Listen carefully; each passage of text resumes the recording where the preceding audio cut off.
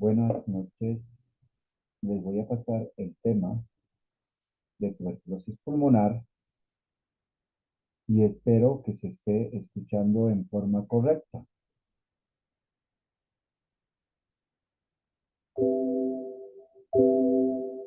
Bien, la tuberculosis pulmonar es una enfermedad, como la vamos a definir, de tipo infectocontagiosa. Es una enfermedad crónica que puede ser del 80% pulmonar y el 20% aproximadamente de presentación extrapulmonar.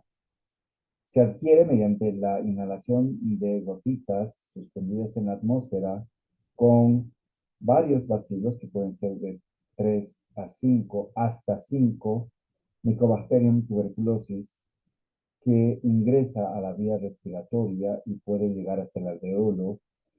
Esta afección crónica tiene una fase de infección temprana, también llamada primoinfección.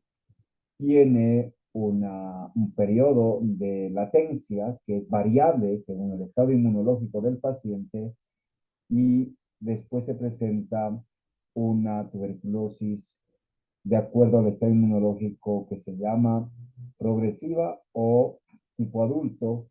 Además, se define esta enfermedad como una potencial recurrencia de la misma, dadas las características del bacilo.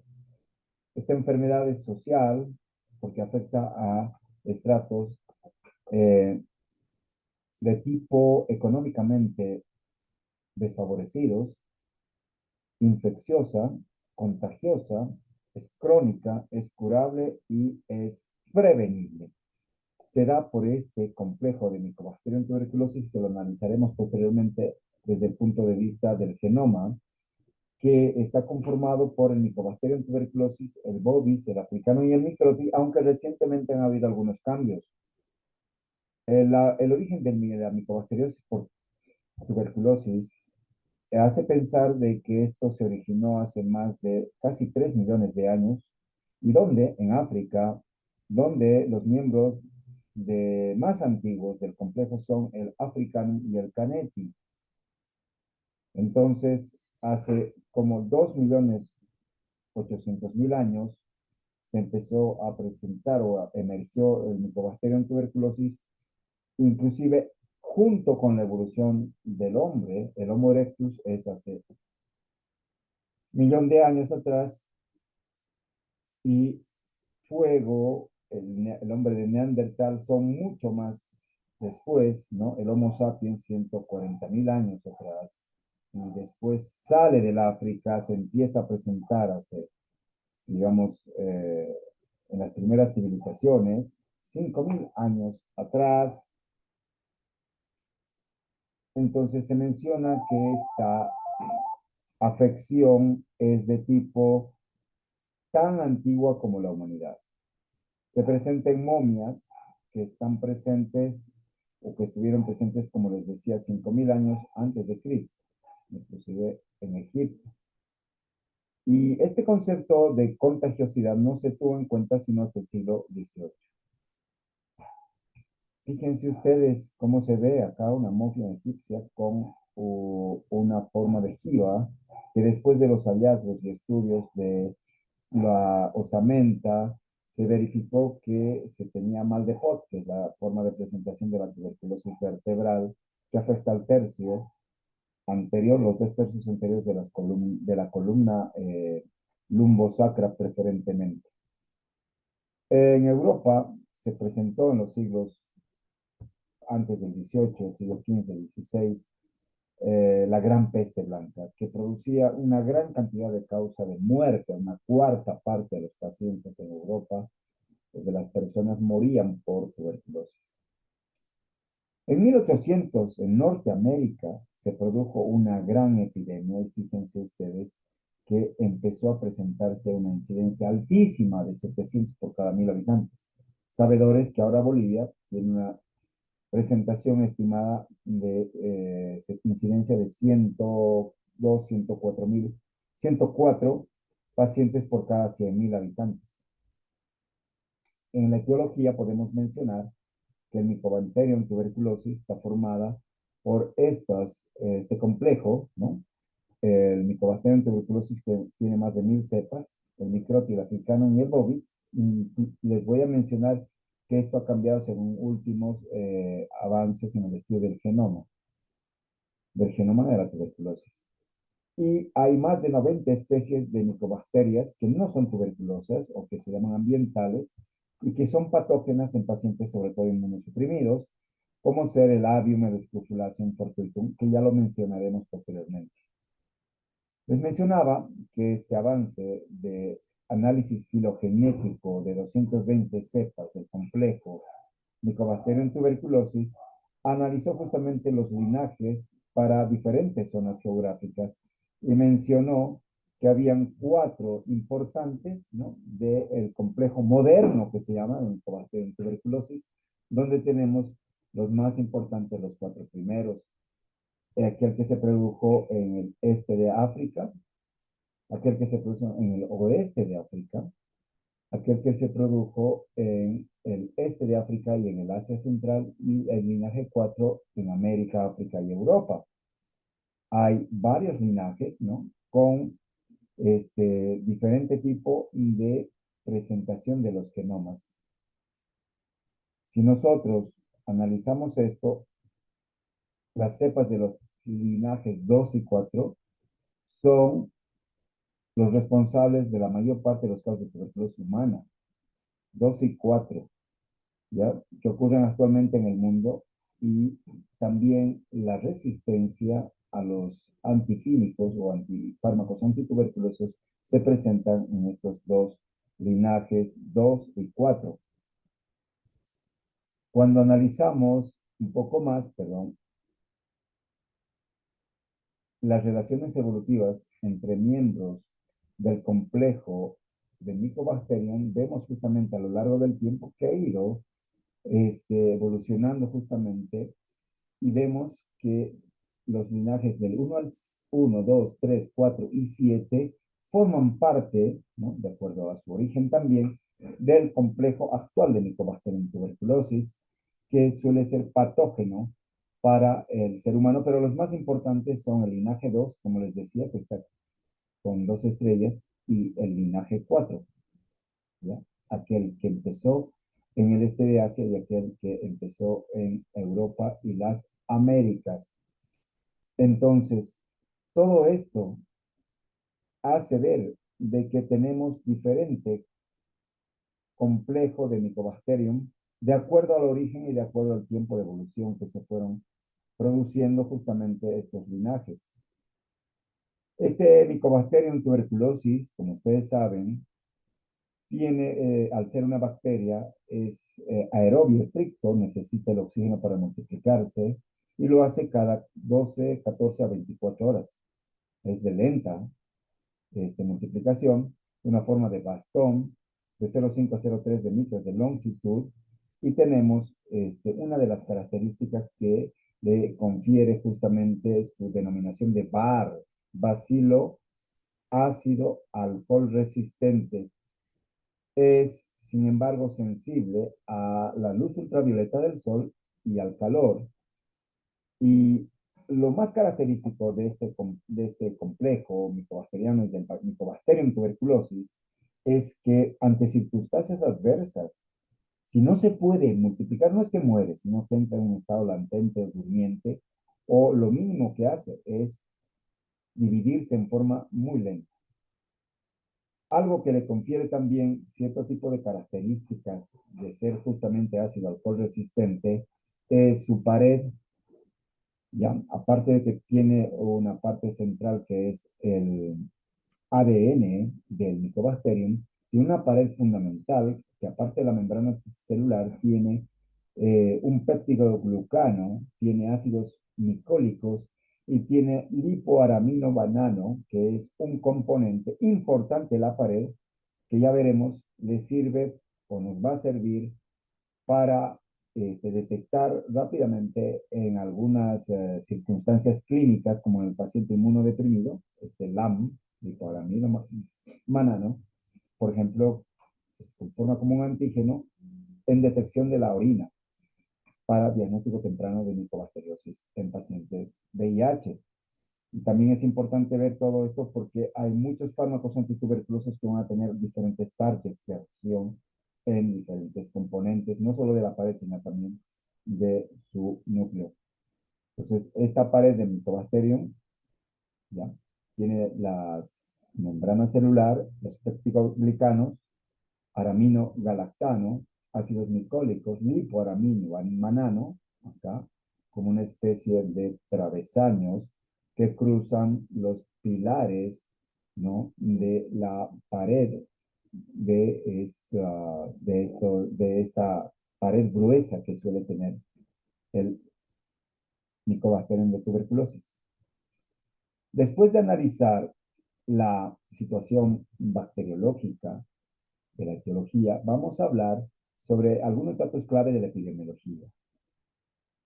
La tuberculosis, lamentablemente con la pandemia se ha dado un retroceso en muchos de los objetivos que se había trazado la Organización Mundial de la Salud en esto que llamamos el control y erradicación de la tuberculosis. En el 2021 se estimaron casi 11 millones, 10.6 millones de personas que se enfermaron de tuberculosis, muriendo más de 1,5 millones de pacientes con tuberculosis. Y de estos, 187,000 tenían la coinfección con el virus VIH. En las Américas se estimaron 309,000 casos de tuberculosis y se notificaron tan solo el 70%. Las muertes estimadas para la región fueron de 32,000, de las cuales el 11% correspondieron a la coinfección. Estamos hablando en Américas. En todas las Américas que incluyen desde Norteamérica, Centroamérica y América del Sur. De todas estas, aproximadamente 4,820 casos de tuberculosis resistente o multidosis resistente. Cuando decimos RR, estamos hablando de resistencia a la rifampicina. Ya lo hablaremos después cuál es el concepto de multiresistencia. De estos, gran parte se inició tratamiento con drogas especiales que llamamos drogas, no son de segunda línea, ya lo veremos, son de categorías para tuberculosis resistente, con la nueva reformulación de los fármacos antituberculosos. Entonces, como la estrategia poner fin a la tuberculosis como propósito en el mundo tuvo un retroceso importante, en este caso, en este último tiempo, ha habido algunos avances con respecto al 2020, ¿no? Porque estuvimos muy mal, como ya lo veremos. Es importante mencionar que si nosotros pusiéramos al Mycobacterium tuberculosis hipotéticamente en una población dada y esta población automáticamente erradicaría el Mycobacterium, produciendo, bueno, normalmente hay un aumento de la infección, un pico a los 50, 100 años, tanto de la morbilidad y también, obviamente, de la mortalidad. Sin embargo, sin intervenciones farmacológicas, algunas, esto automáticamente se va erradicando de una población normal por las características de adaptación de las células, en este caso de los macrófagos, del sistema inmunológico, tanto celular como también humoral, más celular que humoral, que hacen que el Mycobacterium se vaya eliminándose de una población dada. Esto es un gráfico hipotético que ya se habló en 1958.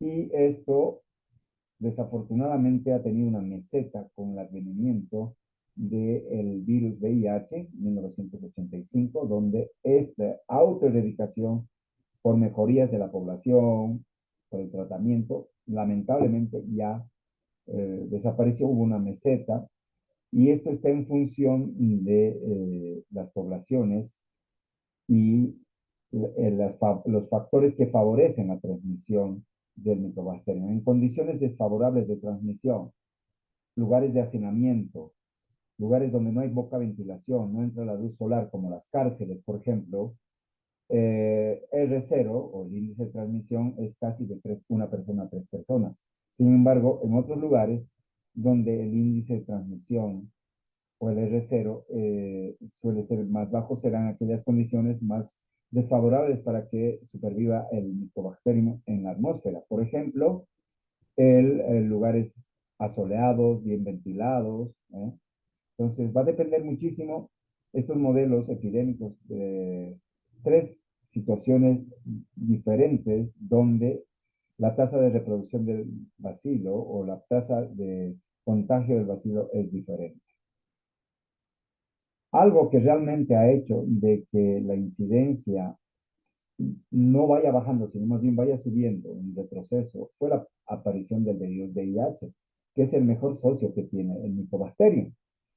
No se olviden, como veremos en la fisiopatología, que es el linfocito T el que va a empezar a producir los interferón gamma, que en definitiva va a hacer que se liberen otro tipo de citoquinas, linfoquinas, para que acudan más macrófagos para circunscribir la infección. Pero si tenemos los virus tomando los linfocitos CD4, caramba, va a haber un descontrol con respecto al crecimiento del micobacterio. Entonces, este retroceso hubo, digamos, en 1985 al 92, una incidencia incremental del 18%, ¿ya? Y lamentablemente, pues, es un marcador de la infección SIDA, la presencia de tuberculosis en un paciente portador del virus VIH. ¿Por qué se presentó esto? Porque además esta correlación hace de que aumente la tasa de tuberculosis en pacientes jóvenes, que la prima infección también aumente, que aumente la resistencia a fármacos y sabemos que a lo largo de toda la vida, a lo largo de toda la vida, la posibilidad de que un Mycobacterium pase de estado latente o estado de enfermedad es del 10%. Sin embargo, si tú tienes VIH, esta posibilidad de que pases de infectado a estar enfermo es 10% por año. Eso es tremendo. Vamos a tener unos minutos antes de seguir compartiendo.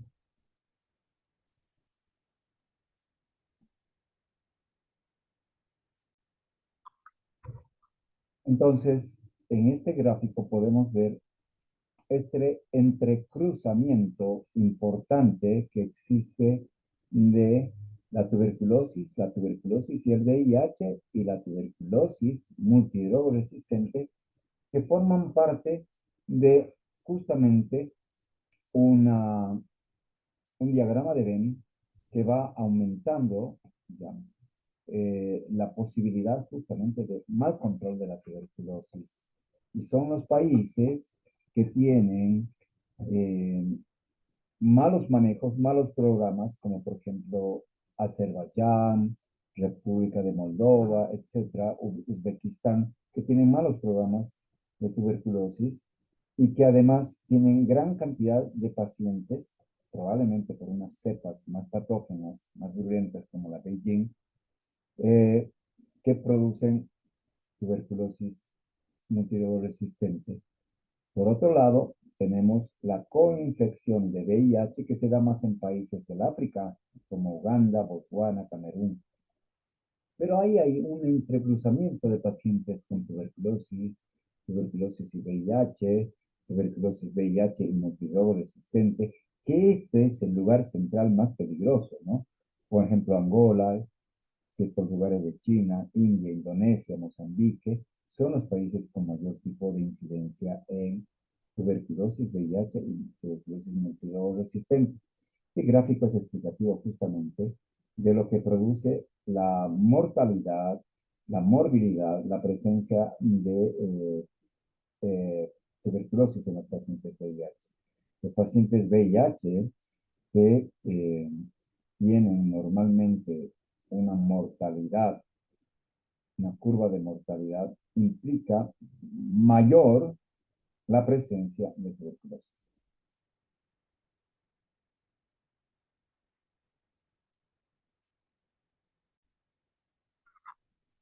¿Dónde quiero llegar? A que si ustedes se fijan la mortalidad por pacientes sin HIV, normalmente tienen declinar, ¿no?, a lo largo del tiempo, incidencia. Pacientes con VIH solamente, la mortalidad fue alta y con el tratamiento antirretroviral fue bajando. Pero imagínense los pacientes que mueren con tuberculosis en pacientes con población VIH. Entonces, la idea es de que estos pacientes cada vez se mueran menos por un tratamiento adecuado, ya que si no, la mortalidad sería mucho más alta. Lo que se preveía como estrategia fin de la tuberculosis era que a partir de justamente el inicio de la pandemia, hasta el 2035, que se había considerado el fin de la tuberculosis, haya hitos que hagan que se vayan disminuyendo la tendencia y progresión del número estimado de muertes por tuberculosis. Lo mismo se pensó que podía pasar con la incidencia estimada de tuberculosis del 2000 hasta el 2035, ¿no? Esta es la bajada que se esperaba con sobre todo el advenimiento de diagnóstico temprano y tratamiento para todos los pacientes que tengan tuberculosis resistente. Sin embargo, esto no se produjo en esta magnitud, todo lo contrario. Fíjense la brecha del número de casos de tuberculosis que se presentaban, digamos, estimados en la banda de arriba, roja, y con intervalos de incertidumbre, y los casos notificados. Al 2020 hubo casi 100.000 pacientes menos notificados, producto de la pandemia. Todos los índices bajaron en forma importante, retrocediendo prácticamente 10 años en todo lo que se había propuesto esta estrategia, la Organización Mundial de la Salud. Vemos acá el gráfico donde tenemos como Bolivia, país endémico en tuberculosis, incidencia de notificación mucho más baja que la estimada por la Organización Mundial de la Salud. Probablemente esto se deba a una deficiente notificación, y es un reto justamente para estos programas tratar de hacer mejor las cosas. Ahí estamos. Normalmente se estima más de 100.000, perdón, insisto, más de 100 por cada 100.000 habitantes, cuando en realidad tenemos actualmente 52 por cada 100.000 habitantes. Prácticamente estamos con casi la mitad de notificación menor de lo que deberíamos de tener. Aquí está justamente el Estado Plurinacional de Bolivia, con casos estimados y tasa estimada de 102, perdón, 0.8 por cada 100.000 habitantes. Sin embargo, hay una deficiencia importante entre lo que está notificado de lo que está estimado. En las Américas, en las metas para la tuberculosis y en el mundo en líneas generales, hubo una mejoría con respecto a la reducción de las muertes, ¿no? No hubo tanta mortalidad en este último año, 2020-2021, ¿no? Las muertes por tuberculosis habían aumentado.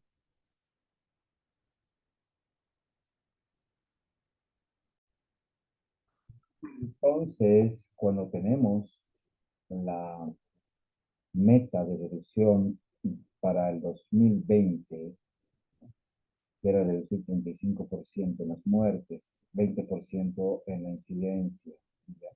Se había producido más bien un aumento, ya saben, por el COVID, 10% de la mortalidad y 3% en la incidencia de tuberculosis, ¿ya? Y lamentablemente no se cumplieron ningún tipo de metas para el 2020. Este retraso está siendo o está tratando de ser modificado en el último tiempo por la incremento de este 2%, con este asunto de conocer también algo que muchos pacientes desconocen, que son portadores del VIH, y obviamente de la coexistencia con tuberculosis. Este es un gráfico interesante donde tenemos que el camino para erradicación o eliminación de la tuberculosis tiene que ir en este contexto hacia la derecha, donde la baja incidencia, que significa menos de 10 casos por cada 100.000, vaya a la tasa de preeliminación de un caso por cada 100.000 y entremos a la eliminación cuando haya 0.1 casos por cada 100.000 habitantes. Ese es el objetivo, pero con estas condicionantes que estoy mencionando, no se está pudiendo llegar a cabo.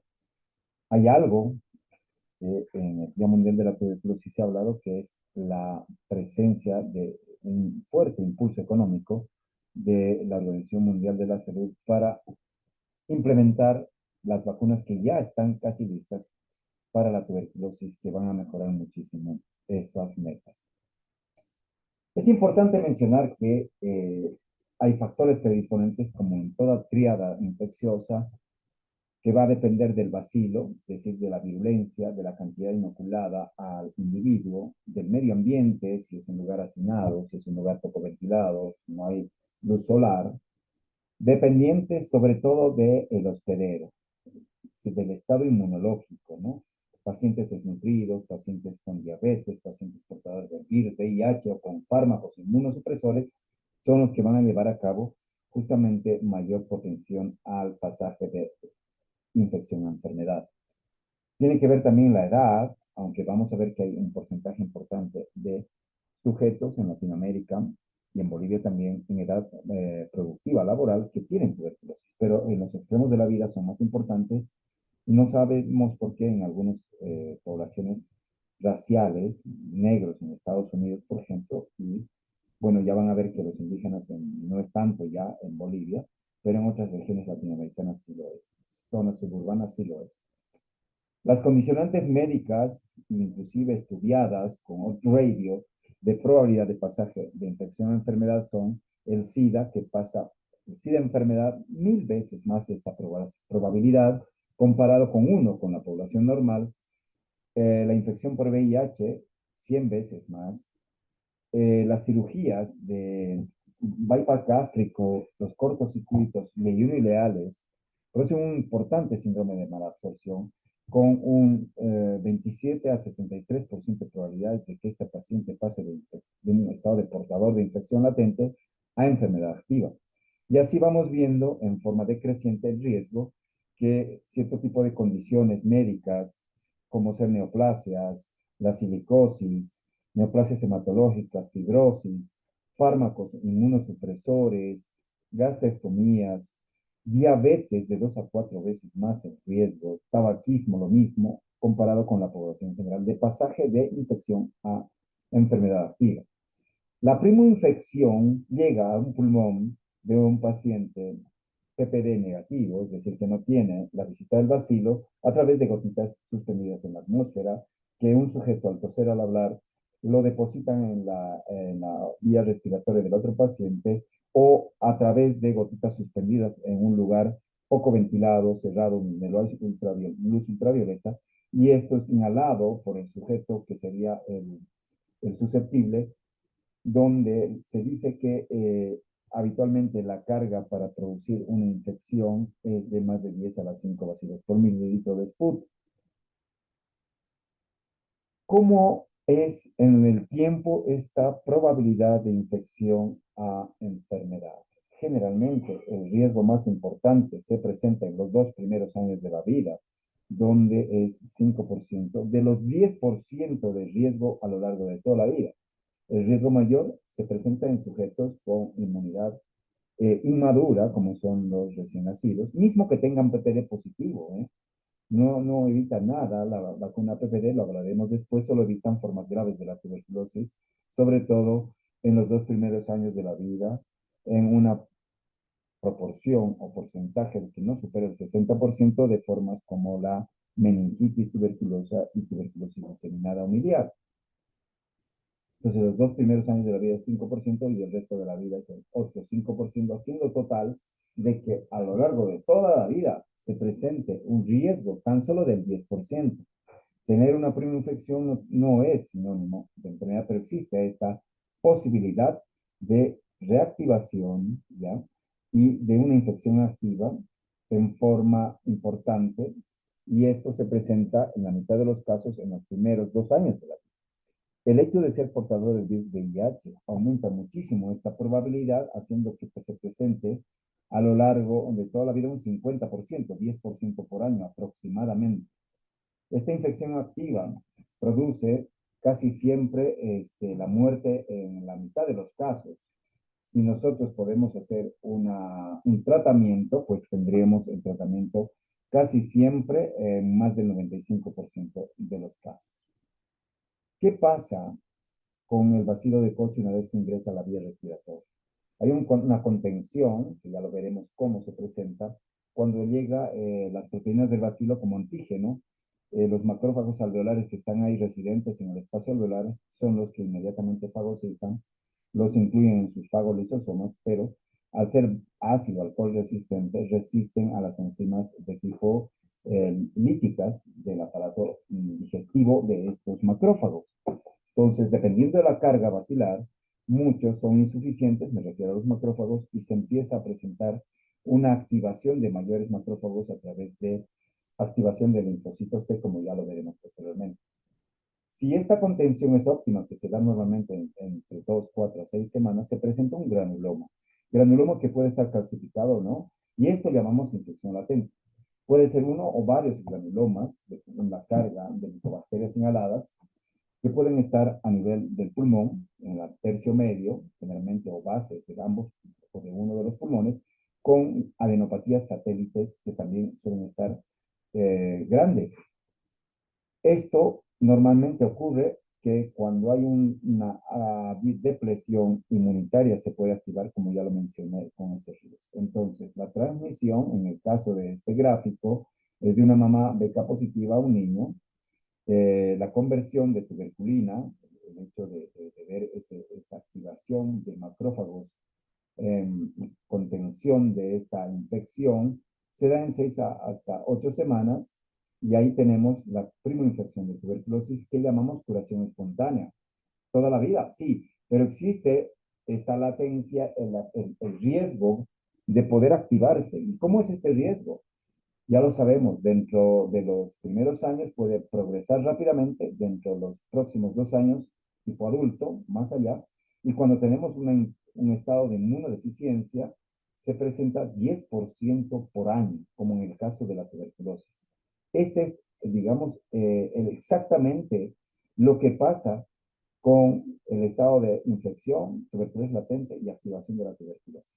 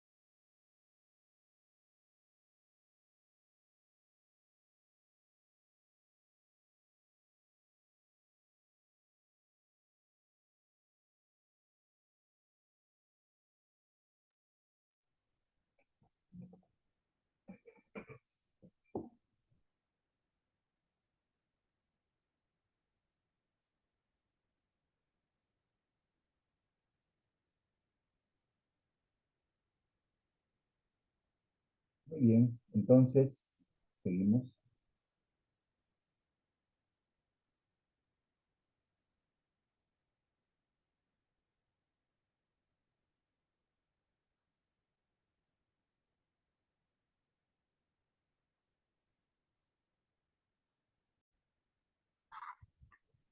Bien, pasamos a esta diapositiva del círculo epidemiológico de la transmisión exitosa, donde básicamente queremos explicar que la mejor intervención para evitar, digamos, la tuberculosis por ahora, que no tenemos las vacunas adecuadas, ¿no? Y también las condiciones socioeconómicas realmente en todo el mundo son dispares. Eso definitivamente es poco probable que se logre, es interviniendo en aquel paciente BK positivo, ya que este paciente BK positivo va a transmitir a lo largo de toda su vida, que le quedan más o menos 2 años, a una o dos personas por año. Y eso significa en los próximos 2 años que puede contagiar a 20, 24 personas, haciendo de que estas personas infecten a aquel paciente que no tiene infección, le produzca el estado latente, ¿no? Con PPD positivo o IGRAS positivo y según la condición del paciente, hemos hablado de que esta es una enfermedad relativamente inmunológica. Se va a presentar justamente la enfermedad. Entonces nos preguntamos, ¿será la tuberculosis una enfermedad inmunológica? Y sí, porque si bien es cierto, tenemos un mecanismo de contención una vez llegado el antígeno con los macrófagos que acuden justamente a fagocitar y una vez que es fagocitado, el antígeno es presentado a la célula presentadora de antígenos a los linfocitos T. Los linfocitos T CD4 pueden actuar de diferente forma, haciendo que se activen los TH2 y por lo tanto los linfocitos B, que son los que producen anticuerpos, pero esto es una mínima activación. Lo que mayormente producen es que estos linfocitos T CD4 empiecen a producir mediadores, linfoquinas, citoquinas, factor activador de macrófagos, e interferón gamma, que atraigan más monocitos a el pulmón, transformándose en macrófagos, pero esta vez no sean cualquier tipo de macrófago, ya vengan macrófagos activados con multinúcleos, con mucha cantidad de fagolisosomas ya especializados en poder fagocitar y lisar a la mayor cantidad de bacilos que puedan encontrarse, degradándolos y matándolos. Entonces, esto es importantísimo en el mecanismo inmunológico para producir un granuloma que está constituido por células linfocitarias periféricas, por un macrófagos de tipo epitelioide, macrófagos o células multinucleadas tipo Langhans. También pueden haber otro tipo de células presentadoras de antígeno y en el centro la cantidad de bacilos que una vez que puedan estar muertos presentan una necrosis eosinofílica de color justamente roja, que es la necrosis de calcificación. Todo este ciclo se presenta en aproximadamente unas 2 a 6 semanas, hasta 8 semanas. Entonces, ahí podemos decir que está contenido el granuloma. Pero en huéspedes inmunosuprimidos, la diseminación va a ser importante con la presencia justamente de diseminación del bacilo, con la presencia de falta de activación de estos interferón gamma, que más bien hacen que haya una activación de otro tipo de linfocitos CD8 que van a facilitar justamente la diseminación del mismo. Nosotros vemos en este cuadro cómo se presenta la tuberculosis de entrada. Se puede bloquear en el complejo primario, radiológicamente visible, o no, tomográficamente casi siempre, y en mayor o menor grado hay una diseminación hematógena, linfohemática, que puede hacer que se presente, no es así, una tuberculosis o una siembra en cualquier parte de la economía humana. Puede ser la epífisis de los huesos largos, Puede ser donde haya mayor riesgo sanguíneo, mayor riego sanguíneo, de mayor oxígeno, de cualquier órgano de la economía humana puede alojarse pequeños bacilos que pueden formar granulomas contenidos a lo largo de toda la vida, ¿no? Esto se llama siembra extrapulmonar y puede dar curso a las tuberculosis extrapulmonares. Normalmente es que este complejo primario de GON se cure, que haga una especie de curación, pero los bacilos no están muertos, les dijimos, están en multiplicación intermitente o durmiente, lo cual hace de que potencialmente se reactive en cualquier momento. O si el paciente es portador de una inmunosupresión importante, como ser el VIH o enfermedades de tipo inmunodeficiencias primarias, progresa la tuberculosis y se presenta en forma pulmonar, miliar y cualquier parte de la economía humana extrapulmonar. Y de las formas más graves serán la miliar y la meningia, pero puede ser en cualquier sitio. Entonces, ahí tenemos lo que pasa cuando hay una progresión de la enfermedad y la necrosis de calcificación se avena, se rompe hacia vía respiratoria. Habitualmente se fibrosa, se calcifica y no se abre a vía respiratoria. Entonces, cuando nosotros vemos la tuberculosis primaria, es consecuencia o progresiva de una infección, ¿ya? Que generalmente está cerrada, ¿no es así?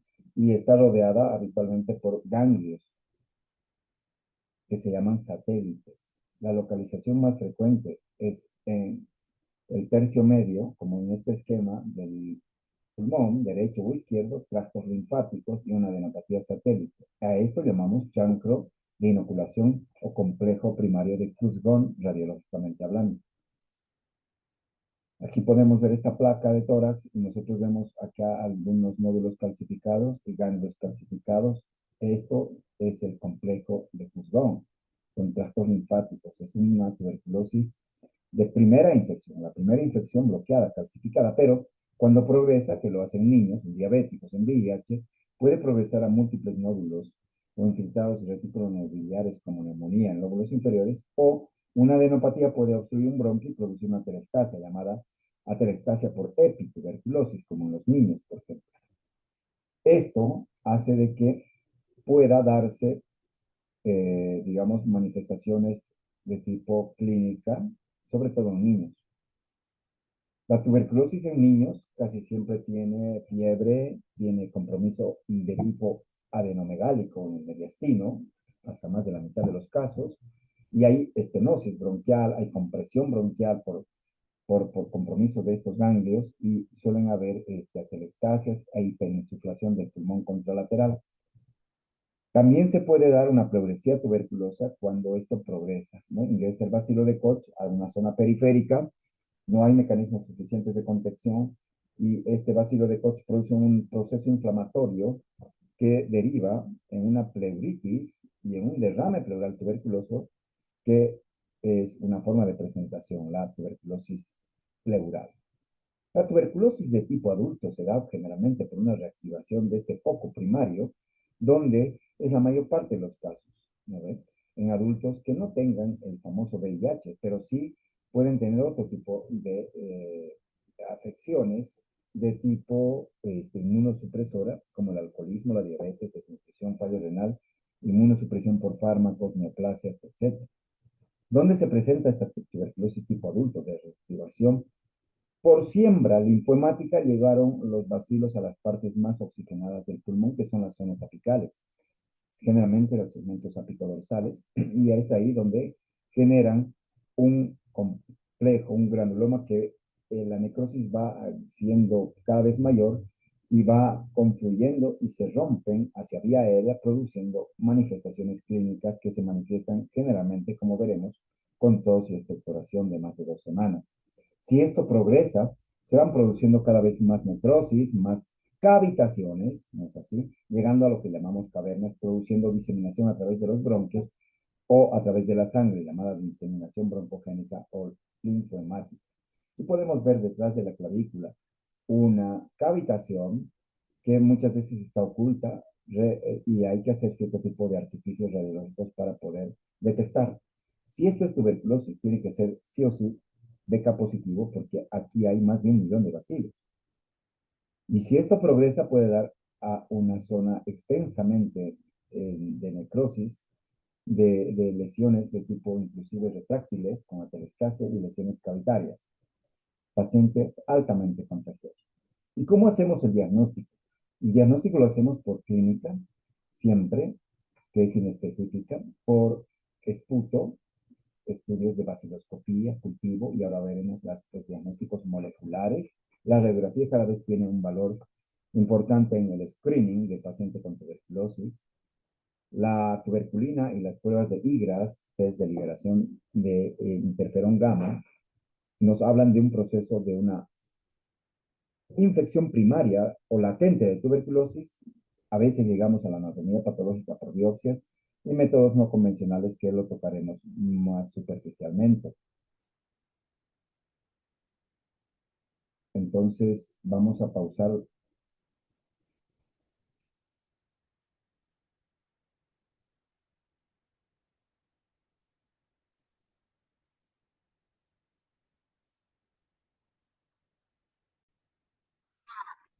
Entonces, empezamos por la clínica, donde se llama la gran simuladora, ya que se puede parecer a todo, a los síntomas, básicamente a cualquier enfermedad neoplásica, infecciosa, de tipo neumónica, y, o enfermedad como la fibrosis, enfermedad pulmonar obstructiva crónica, y realmente, como afecta también a órganos extrapulmonares, simula otro tipo de afecciones extrapulmonares dependiendo del órgano afectado. Los síntomas pulmonares más frecuentes son la tos, que habitualmente se presenta hasta en el 80% de los casos, y es por eso que epidemiológicamente se toma al paciente que tiene un curso crónico de tos de más de 2 semanas, con o sin expectoración, como una definición de caso de sintomático respiratorio para poder hacer un screening temprano y empezar el tratamiento o de la detección primero en este paciente y poder aislarlo de la comunidad y evitar el círculo epidemiológico que lo habíamos mencionado. La hemoptisis, estimados alumnos, se presenta tan solo en el 30% de los casos.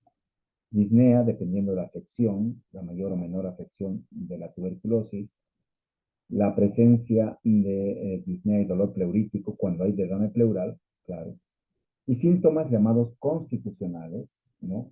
Que es las 3 A's y los síntomas tipo B, es decir, astenia, adinamia, anorexia y además fiebre y sudoración profusa nocturna con pérdida de peso son los síntomas que prevalecen.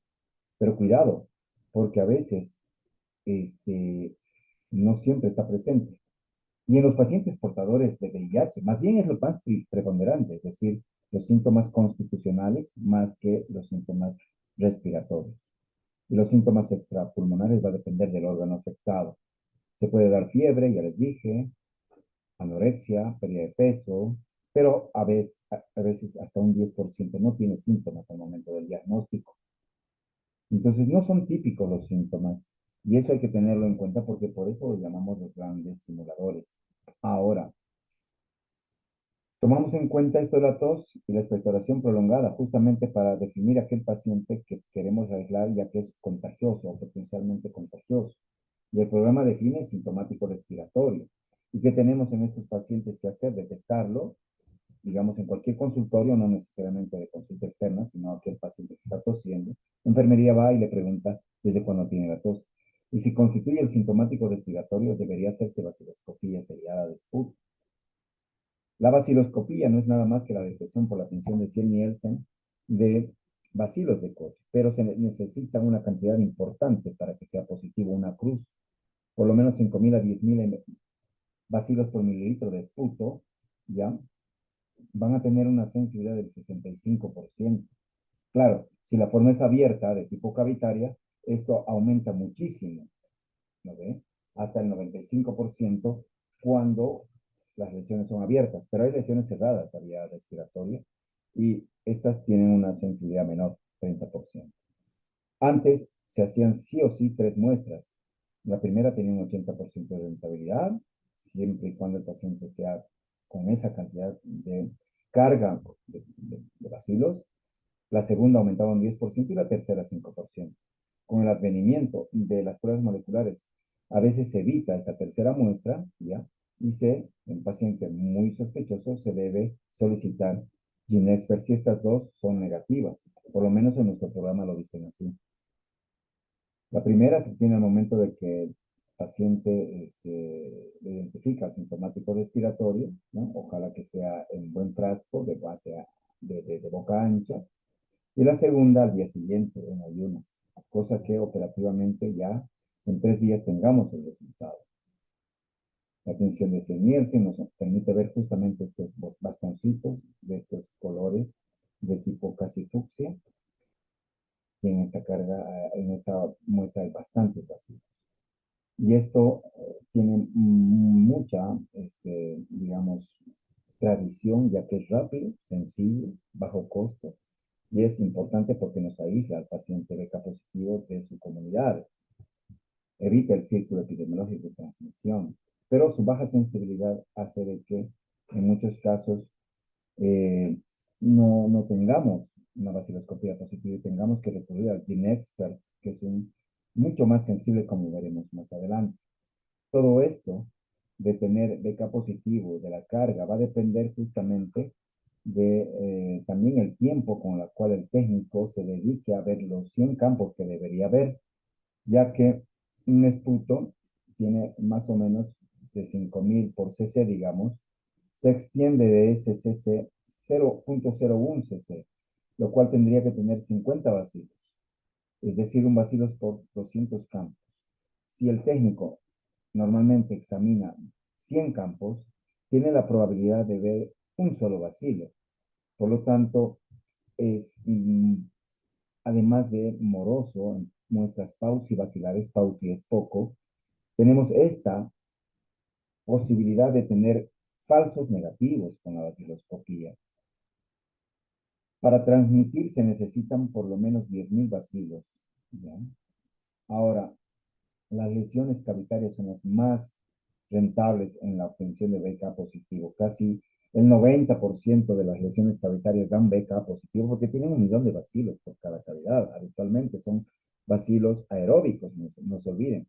Cuando tienen infiltrados de tipo retículo nodularidad del 50 al 80% y solo nódulos, menos del 50%. De ahí, estas muestras van a ser pausivacilares y el hecho de ser negativo no descarta en absoluto que no lo tenga. Si el paciente tiene síntomas, tienes que pedirle GeneXpert, ¿ya? Y si no tiene, siempre tienes que pedir cultivo de tipo fenotípico, aunque también hay cultivos fenotípicos, pero cultivo, como veremos en medio líquido o medio sólido, nos van a ayudar, ya que son mucho más sensibles, aunque tarden más. Hay falsos negativos, muestra poco bacilífera, mala muestra y poco tiempo de observación, como les mencionaba. La vaciloscopía también puede dar algunos falsos positivos. Recién tuve el caso de un BK positivo, GeneXpert, BK negativo, GeneXpert positivo, con presencia de formas de nocardias. Entonces puede haber con infecciones también, o también algún tipo de artefacto. En países de alta y mediana endemia, las vaciloscopías positivas, más del 99% van a ser por vacilos de Koch. Resumen de la vaciloscopía. Tiene una sensibilidad baja moderada, 65%, comparada con el cultivo GeneXpert. No distingue si son formas vivas o muertas, son funciones, no desarrollan cultivos. No distingue especie de micobacterias atípicas. Es rápida la ventaja, es bajo costo y depende del operador, de la formación del operador. Por eso, en algunos países donde se hace algún tipo de mucha cantidad de vaciloscopías, la OMS propone tener los microscopios llamados LED, que son los Light Emitting Diode, son las luces con los microscopios que tienen LED justamente para aumentar la sensibilidad, ya que van a verse, es un microscopio que es fluorescente, ¿ya? Y que te permite ver a golpe de vista más fácilmente la presencia de bacilos, inclusive dentro de los macrófagos. Estudios mencionan que la sensibilidad en pacientes VIH negativos del 70% y también en VIH positivo, y la especificidad es del 96% en ambos grupos. O sea, el LED supera a las vaciloscopías en la rapidez y en la sensibilidad de la prueba. Pero los métodos moleculares para detectar el ADN micobacteriano lo hemos logrado en realidad en el mundo con el advenimiento de las pruebas moleculares. En este caso, una plataforma que se utiliza es el GenExpert, donde hay diferentes tipos y la que tenemos acá es como un equipo de cafetera, como una cafetera portátil pequeñita, donde se puede detectar hasta en 2 horas no solamente la presencia de 100 bacilos por ml de muestra con el ADN positivo, o sea que son mucho más sensibles que las baciloscopías, sino que además te permite detectar rápidamente la resistencia a rifampicina. Esto es fundamental. La técnica tiene estos pasos de liquefacción, transferencia, el cartucho de la muestra se coloca en el equipo, se hace un paso de filtrado, se hace el lisado ultrasónico de microorganismos, se libera para liberar el ADN, la mezcla de ADN con reactivos de PCR medio seco, va a amplificar posteriormente en el paso 7 en tiempo real la presencia justamente del ADN que puede ser detectado en esta hora y 45 minutos a 2 horas como en rojo, Mycobacterium, detectado con baja carga y resistencia, en este caso no detectada. Es una maravilla y digamos, gran avance en el diagnóstico de la tuberculosis.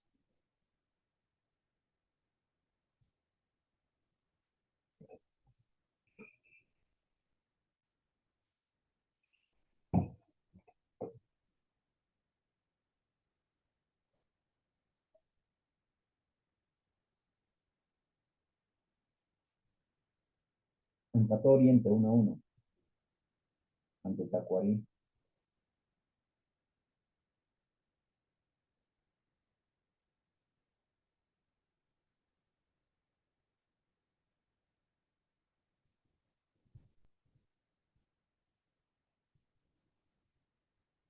Hoy tengo presentaciones de un congreso virtual en Santa Cruz, motivo por el cual les voy a grabar también la clase de cromotomía pulmonar que voy a pasar por Telegram. Ya, ha sido un placer. Hasta luego.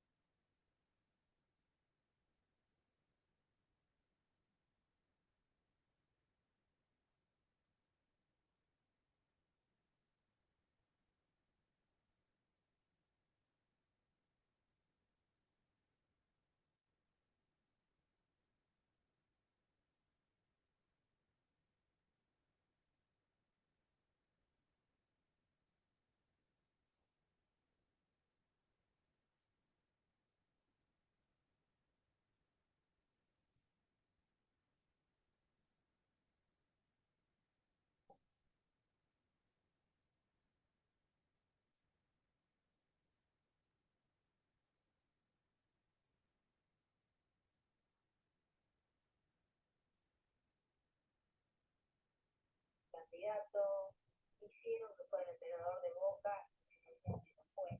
Y dijo esto, ¿no? Entre otras explicaciones que dio para ese medio. Creí que no era el momento adecuado, Boca necesitaba otro tipo de compromiso. El mundo que rodea a clubes enormes, a clubes enormes y va más allá del fútbol. Leo al revés, entonces y va más allá del fútbol.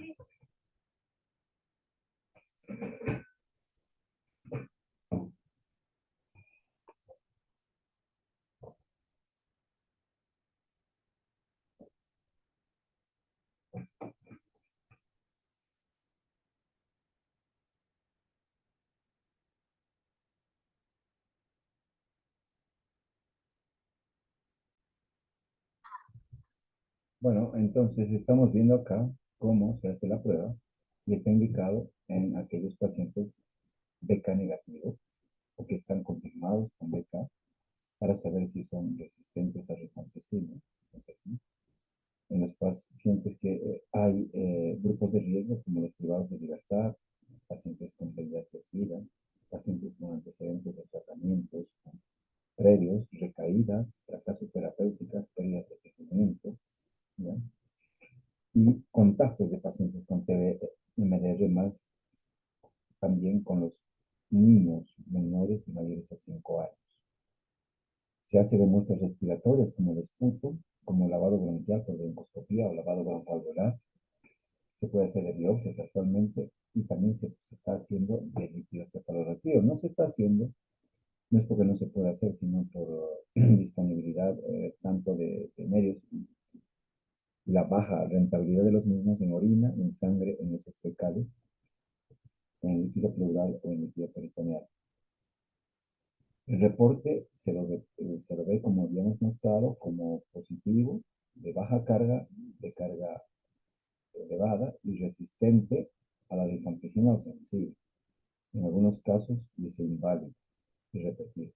Hay la GeneXpert que se llama de 3 cartuchos que podemos tener tanto el Expert que normalmente se hace para rifampicina, el Expert para el Ultra que además sirve para ver más sensibilidad, digamos, es mucho más sensible a la carga de bacterias, de micobacterias, ya que con 13 unidades formadoras de como en el cultivo ya sale positivo y además te permite identificar la resistencia al gen RPOB de la rifampicina en menos tiempo, en casi una hora, comparado con hora y media que va a ser el expert normal y el expert XDR que es un poco más amplio, bastante más amplio, permite detectar prácticamente a los que son mutaciones, además a la isoniazida con el gen KG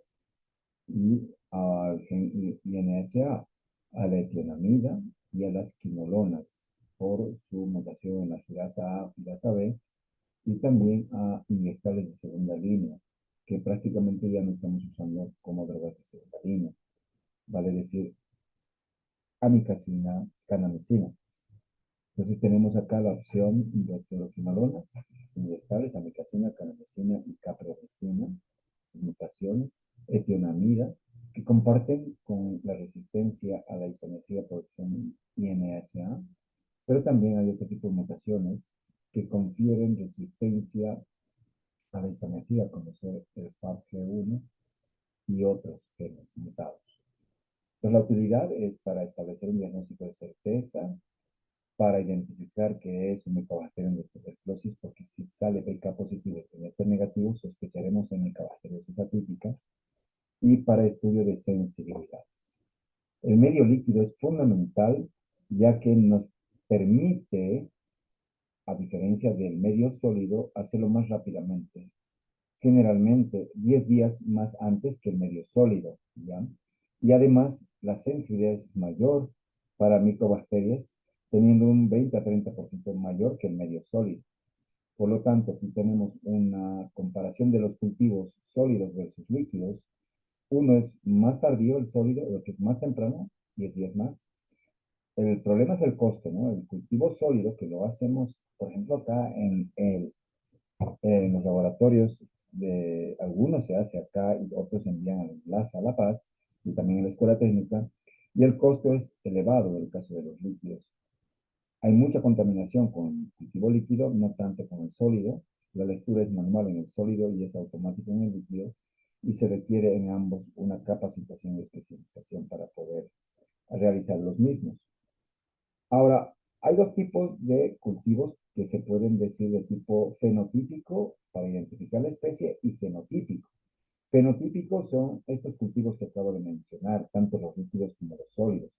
Pero además hay otros tipos de pruebas que nos ayudan en identificar qué tipo de crecimiento puede estar, como la prueba de la niacina, reducción de nitratos, como se hace en las pruebas de medio sólido.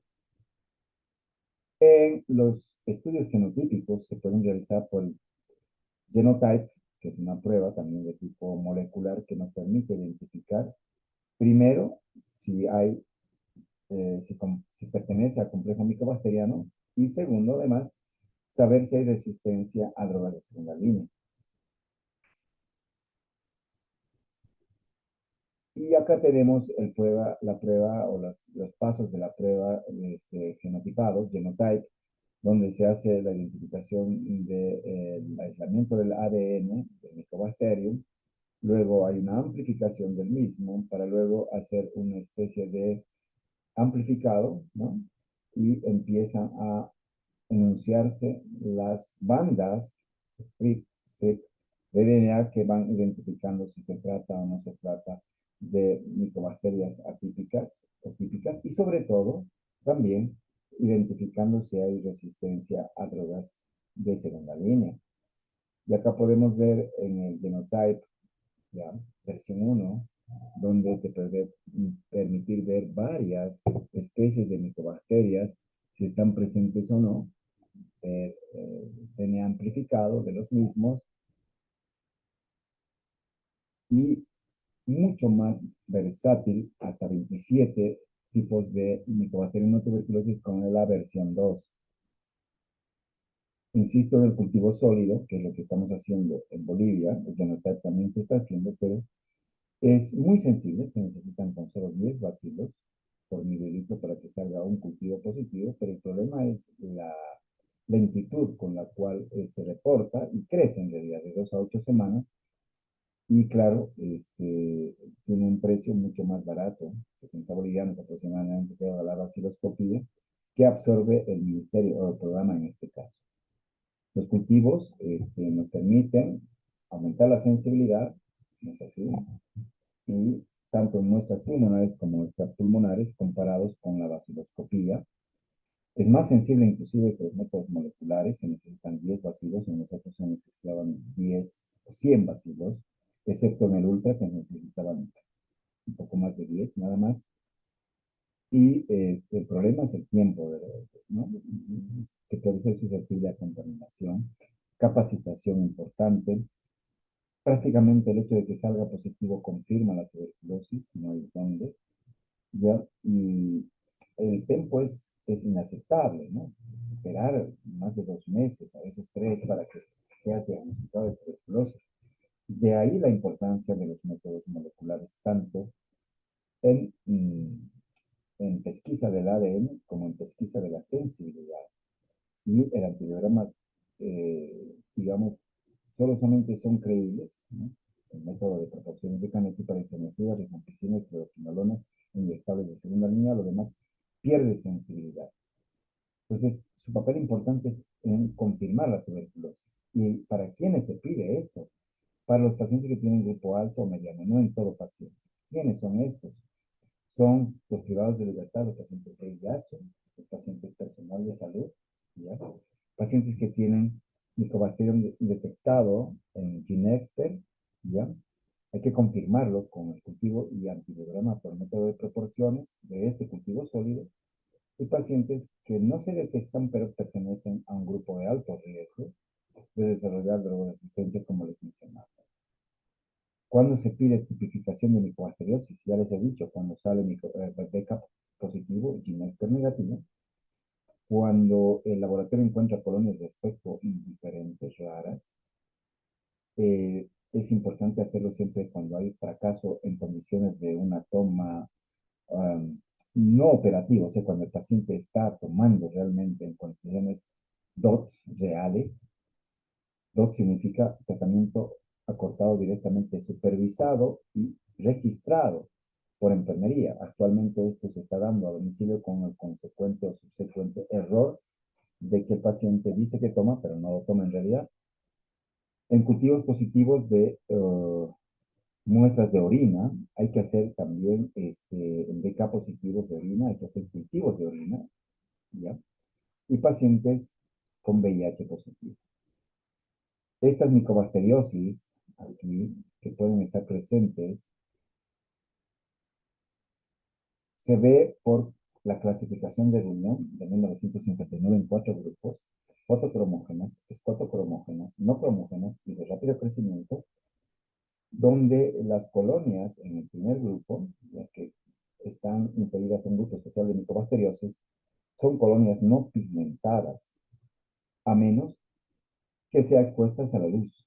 Las escotocromógenas se pigmentan el crecimiento con la oscuridad y la luz. Las no cromógenas no se pigmentan ni con la oscuridad ni con la luz, y las de rápido crecimiento en cultivos sólidos es en 7 días, menos de 7 días, cuando normalmente tarda más. Del grupo 1 tenemos fotocromógenas, el Marinum, Kansas y Simiae. Del grupo 2, escotocromógenas, tenemos el Scrofulaceum, Shulgae, el Gordonae y Cenopi. Del grupo 3, que no son cromógenas, Avium, Intracelulare, Aemophilum, Dulcerans. Y las de rápido crecimiento tenemos el Mycobacterium fortuitum, Chelonae y Abscessus. Y aquí se ven justamente los 4 tipos de colonias de reunión. Y si uno quiere entrar un poco más, que no vamos a entrar a tocar porque esto es simplemente para cultura, tenemos que ver la cantidad de lugar de patogenicidad de los micobacterios según la especie y según el cultivo. Pueden ser en pulmón, pueden ser en piel, pueden ser en ganglios, ¿eh? Pueden estar presentes en ambos, y en el caso más importante, podríamos decir, en el MAC, da enfermedad pulmonar crónica como bronquiectasias, igual que el cansancio y el abscesos. Más adenopatías da el escrofulaceum y el MAC. En el hueso da más el MAC, el cansancio, el abscesus, el fortuitum y el marino, más el chelonae. Diseminadas pueden dar el VIH positivo, el avium y el cansancio. También pueden dar el abscesus y el chelonae. Catéteres, el fortuitum, chelonae y abscesus. Piel y tejidos blandos, sobre todo el marino, a tener en cuenta el marino, y también el chelonae y el fortuitum. Entonces, el genotipado nos permite identificar estas situaciones con mucho más rapidez a esperar el cultivo y desarrollo de estos cultivos de micobacterium atípicos. Tenemos acá la radiografía en tuberculosis, que cada vez tiene mayor valor, pero no se debe admitir solamente con radiografía a iniciar un tratamiento específico. Si bien es muy sensible, es inespecífica. Cada vez se tiene más importancia en usar las placas. Es muy sensible, pero es inespecífico. ¿Qué quiero decir? Que rara vez un paciente con tuberculosis tiene una placa normal. Casi siempre tiene infiltrados. ¿Y qué tipo de infiltrados? En los lóbulos superiores, uni o bilateral. ¿Qué tipo? Retículo nodular. Las cavitaciones no son tan frecuentes, se dan tan solo en el 30% de las veces, pero nos sirve para despistaje. Y aquí podemos hacer la diferencia de un paciente VIH positivo y de uno negativo, donde los VIH positivos tienen afecciones no de los lóbulos superiores, sino más bien como neumonía focos múltiples de lóbulos inferiores, ya pocas veces se cavitan. De hecho, comparen este 40% versus 13% de pacientes VIH, pocas veces hacen nódulos, pocas veces se calcifican, más son de tipo miliar, neumonías de focos múltiples, ¿ya? Y generalmente tienen hasta un pulmón normal en el 10% de los casos. Los objetivos de implementar la radiografía con inteligencia artificial ha sido por el COVID, hecha por la OMS para tratar de reducir esto, que son los objetivos, que si bien es cierto por el COVID no se ha llevado a cabo por operatividad, el personal de salud estaba muy ocupado en el COVID y las personas estaban en la mayor parte del mundo estaban en cuarentena, pues el diagnóstico temprano, la tamizaje sistemático, sobre todo en contactos, ha sido importante. Es una herramienta esencial con máxima sensibilidad cuando se utiliza, ya vamos a ver, en screening y triaje. Entonces, acá hay una revisión donde esta estrategia de realizar radiografías nos sirve para aumentar esta estrategia de fin de la tuberculosis. Nos ayudarán en justamente el triaje, ojo, como guías operacionales, para ir a detectar la baciloscopía y las pruebas moleculares en pacientes que tienen lesiones más síntomas.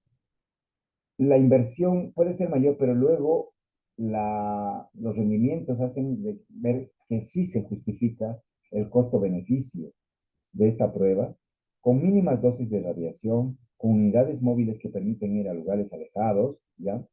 Donde se permite ver la lectura a distancia por telemedicina, se almacenan las imágenes, la calidad de las imágenes se ha mejorado y hacerlo de esta forma, como está en esta publicación del año pasado de recomendaciones para el screening de la tuberculosis en poblaciones, target, sobre todo contactos o sintomáticos. Y vemos que la sensibilidad es del 94% con cualquier radiografía anormal, ¿ya? Y la especificidad es del 89%. Si las placas son sugerentemente anormales, baja la sensibilidad, pero no tanto, y su especificidad más bien aumenta. Es decir, no tenemos dónde perdernos en pacientes, inclusive comparado con síntomas, al hacer la búsqueda activa de casos. Se utilizan equipos portátiles como el celular, por ejemplo, que tienen conexión por vía internet a unidades de radiografía, esto es, por ejemplo, en Pakistán, que les permite ir a lugares a hacer, en este caso, radiografías, un screening en masa, por ejemplo, y utilizar la inteligencia artificial con este programa, por ejemplo, PubTrack, que te va a permitir discriminar si se tiene síntomas de tuberculosis, de otras enfermedades como tumores, cáncer pulmonar versus COVID mismo, o otro tipo de neumonías. Esto nos recuerda a la abreografía que se realizaba el siglo pasado para hacer justamente un screening con fotoradioscopía, pequeñitas placas, para grandes grupos de poblaciones, es decir, hacer un cribado como este. Muy bien, otras técnicas de imagen aportan poco, se deben hacer en casos especiales, no aconsejables de rutina, como la tomografía de pulmón, ventana pulmonar y ventana mediastínica. La resonancia es poco frecuente y no debería ser utilizada para tuberculosis, a menos que comprometa el sistema nervioso central. Vemos acá un nódulo cavital, un nódulo apical, que puede ser neoplásico, pero caramba, nos ayuda a tener otros micronódulos alrededor, más adenopatías en una posible tuberculosis. Acá, por ejemplo, vemos diseminación hematógena de nódulos centrilobulares más confluentes en la base del pulmón izquierdo, pero en realidad hay una diseminación broncogénica del mismo. O el patrón en árbol en brote, que es también presente o está muy frecuentemente visto en estos infiltrados nodulares o retículos nodulares unilaterales en una tuberculosis pulmonar, como se ve aquí. Y la miliar, que ya son pequeños nódulos o micronódulos en milium, diseminación de tipo linfohemática en el parénquima pulmonar intersticial, que habitualmente no están abiertas a vías aéreas y son formas de tuberculosis cerradas, pero graves, porque producen distrés respiratorio. Cuando tenemos la tuberculosis latente, tenemos que diagnosticarla ya sea con la PPD, que prácticamente no lo usamos en nuestro medio, ya que nos permite utilizar la prueba de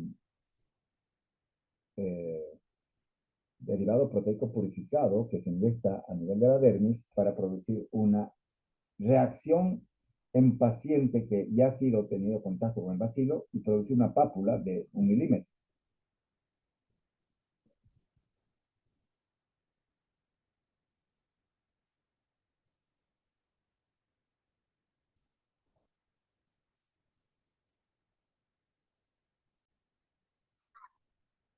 Entonces, la PPD tiene sus falsos positivos, o más bien diría sus falsos negativos, sobre todo en pacientes que tienen alergia, ¿no es así? Y positivos, falsos, en los pacientes vacunados, ya que nos suele dar una PPD positiva, dependiendo del diámetro.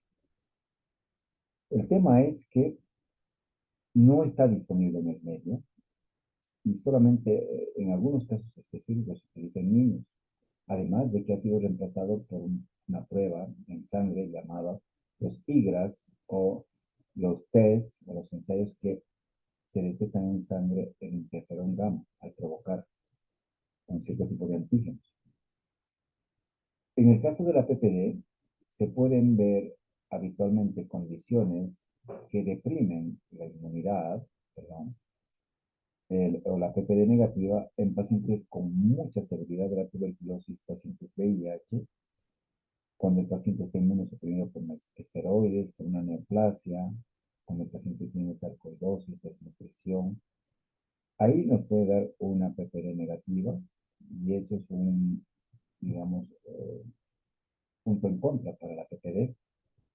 Además, si sale positivo, no podemos distinguir si puede tratarse de una BCG, tendremos que hacer un seguimiento en el tiempo, pero eso actualmente ya ha sido reemplazado. Además, también no discrimina si pueden ser infección por micro o bacteriosis.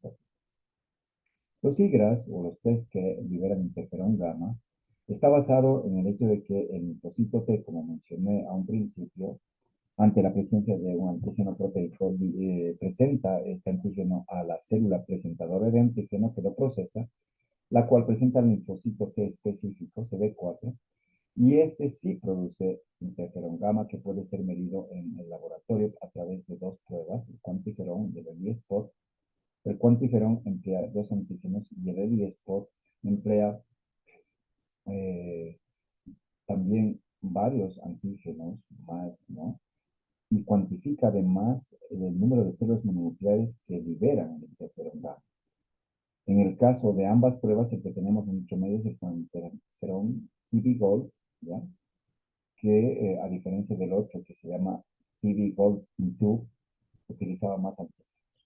Esto es muy sensible, pero no permite diferenciar entre una infección y enfermedad, porque eso lo va a determinar la clínica y la presencia de bacilos, alcohol, ácidos resistentes en muestras respiratorias o en pruebas moleculares. Entonces, cuando tú tienes estas pruebas, haces un compare entre lo que es el cuantiferón versus la prueba de tuberculina, que es en la piel, en la PPD, en la dermis, y tú te vas a fijar que la reacción cruzada con las vacunas, sobre todo, puede darse positiva en el caso de la PPD, sin embargo, en el caso del cuantiferón va a ser siempre negativa. Este contexto es fundamental ya que nos va a saltar esta opción y habitualmente lo estamos usando, pero veo que en el caso de hacer terapia preventiva no se utiliza en nuestro medio y deberíamos empezar a utilizar.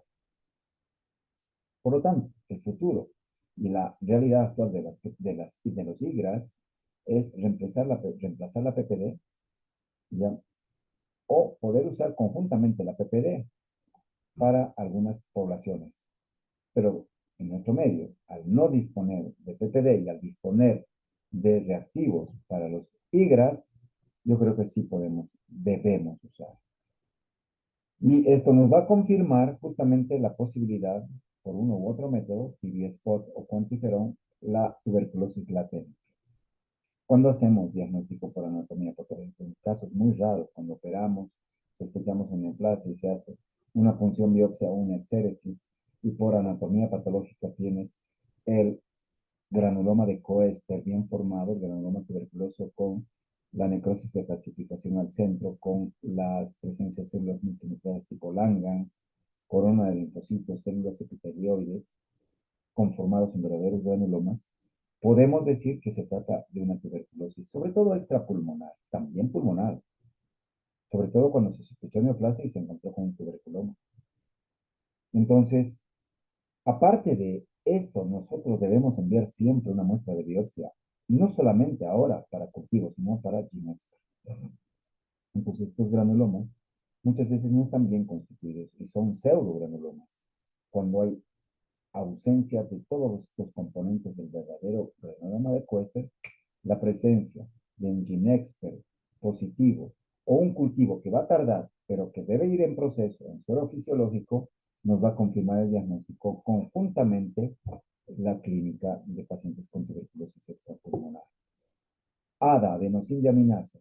El ADA es una prueba que afortunadamente gracias a este tipo de charlas y capacitaciones hemos ido poniéndolo en su sitio, que no es nada más que es una enzima que se libera por el catabolismo de purinas de los tejidos o de las células linfocitarias en respuesta a proteínas del bacilo, pero también en respuesta, lamentablemente, a unos procesos diferentes que no sean la infección por tuberculosis.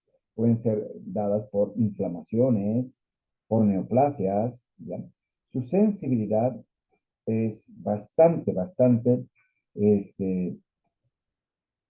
alta. De ahí que prácticamente la presencia de puntos de corte de tuberculosis de las serosas por encima del punto de corte de referencia al laboratorio va a ser prácticamente que tenga una sensibilidad del 95%. Pero cuando sale positivo no significa que sea, por lo tanto no es específico. Mientras más alta, mejor. Mientras más elevada para el punto de corte en la tuberculosis pleural, por ejemplo, por encima de 80, más aumenta su especificidad. Pero el ADA es como una guía, como un red flags que nos permite más o menos en las serosas, no en sangre ni en biopsias, predecir que puede tratarse de una exudación de tipo inflamación tuberculosa, una serositis tuberculosa. Esto tendrá que ser confirmada ya sea con cultivos en el contexto o con anatomía patológica o con Ginexpert en el contexto, insisto. Los LF-LAM, el lateral flow de determinación del lipoarabino manano, que les había dicho que está en la cápsula del Mycobacterium, por ejemplo, en la orina, de pacientes portadores de inmunosupresión, sobre todo por VIH, nos permite diagnosticar tempranamente la presencia del antígeno en pacientes que están gravemente enfermos y que tienen un síntomas de tuberculosis y CD4 muy bajo, por debajo de 100 células, por ejemplo, o independientemente del número de CD4, pacientes con VIH críticamente enfermos es la mayor utilización para poder detectar, ya que en pacientes que tienen taquipnea, fiebre, taquicardia, postración general, solamente con esto, más un LAM positivo, ya puedes tú diagnosticar la presencia de tuberculosis e iniciar, inclusive con placa de tórax normal. No se hace para cualquier población, sino para este tipo de pacientes severamente inmunocomprometidos, ¿ya? Sobre todo VIH y muy inmunocomprometidos. Sé que en el hospital viene un infecto, hay y lo están utilizando y es muy agradable saber, ya que esto tiene una sensibilidad importante, sobre todo, fíjense, en CD4 menos de 50, 66%, y en CD4 menos de 200, 39%. O sea que es mucho más sensible en pacientes más inmunosuprimidos con VIH más avanzado. Su especificidad, casi el 100%, 98%. Por lo tanto, esto deberíamos utilizarlo y reservarlo para este grupo de pacientes y no en otro tipo de pacientes. Para terminar esta parte del diagnóstico, tenemos que decir que la radiografía de tórax está presente como sensible en un 95%. El 95% de los que tienen tuberculosis tienen algo en la placa de tórax. La histología nos da el granuloma de tuberculosis en 90-95%. El cultivo, ya te he dicho que es muy sensible, en medio líquido 90%, en medio sólido 85-90%. El Ginexpert, menos sensible, 80-85%. El Ginexpert Ultra es más elevado, perdón, 80-85% que el PCR en tiempo real, que es del 75 al 80%, ya que detectan menor cantidad de bacilos por ml de muestra. Y la vaciloscopía es la menos sensible, que tiene un 60-65%, y hemos hablado de sus diferentes formas de presentación. Para terminar esto del diagnóstico, tendremos diagnóstico de certeza cuando tenemos cultivo positivo. GeneXpert o Genotype o LIPA, que se llama, u otra prueba molecular positiva para Mycobacterium tuberculosis. Alta probabilidad, baciloscopía positiva, ya que puede tratarse de Mycobacteriosis atípica, y la histopatología. Y la exclusión, cuando todas las muestras procesadas para microbiología son negativas, se han descartado otras enfermedades y existe elevada clínica de radiografía, se justificaría después de hacer un ciclo de antibióticos no quinolonas, en el caso de una tuberculosis pulmonar, BK negativo, y que todo salga negativo y que tal vez la placa de todas es sospechosa. La segunda baciloscopia es GeneXpert negativo, cultivo en proceso. Uno puede, si la condición del paciente es apremiante, iniciar un tratamiento como de ensayo, como se hacía antes de tener las pruebas moleculares. Para hacer diagnóstico diferencial, al ser una prueba bastante, una enfermedad que es simuladora, puede ser neumonía, una neoplasia, un absceso pulmonar, una micosis pulmonar, una EPOC, una neumoconiosis, una enfermedad intersticial, como diagnósticos diferenciales de esta enfermedad.